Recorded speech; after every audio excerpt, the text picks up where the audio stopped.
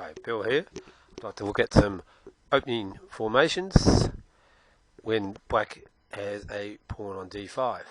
So this first formation is the bird's formation, where white works to control the e5 square.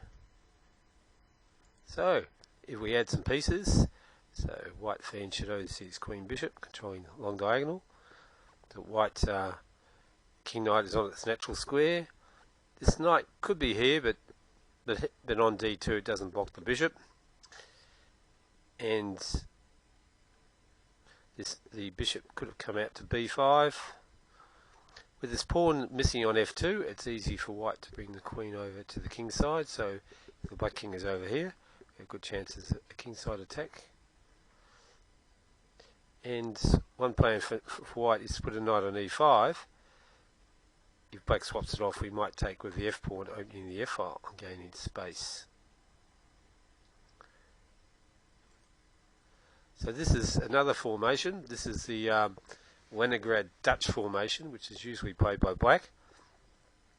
So it's a bit like Exini, except this pawn's gone to f4 before the knight comes out. So white's fan shadow the king bishop, and white's in a good position to play e4 at the right moment, get two pawns side by side near the centre. This is a mirror image of the birds, where black fan shadows the king bishop instead. So this can happen in the English. So this is the English formation. This pawn, if we look at the pawn skeleton here, so pawn skeleton is any time you remove all the pieces. White has set up the Stonewall. So if we've got d4, that's defended by two pawns, and f4, so these are strong points. One drawback of the Stonewall is the queen bishop can be blocked in by pawns, and also this is a strong square for black and a weak square for white. Nonetheless, despite those weaknesses, sometimes white can build up a kingside attack with this pawn missing. It can be easy to get the queen out, sometimes even a rook comes out. And white's got a good grip on e5. So, for the next position, we've added some pieces. So white's castle kingside, got the knight on its natural square, bishop's on a good attacking square, and the knight can hop into e5. And there might be a chance maybe this bishop can come around like this. This is another formation, the Cole system. So this is a strong point on d4, so if this gets attacked by pawns, it's guarded twice. So if we add some white pieces, white castle's short. And the key to this position is this bishop is quite passive, it's locked in by a pawn. So white wants to play e4 at some point and unravel this bishop. So white's piece is well placed to attack a king side if he gets a chance.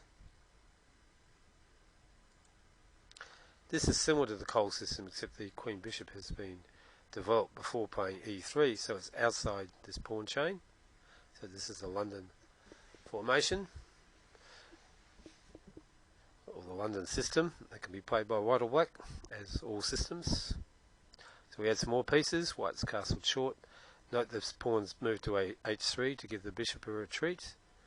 The bishop's gone to e2, defending the knight. So this is a very solid setup for white.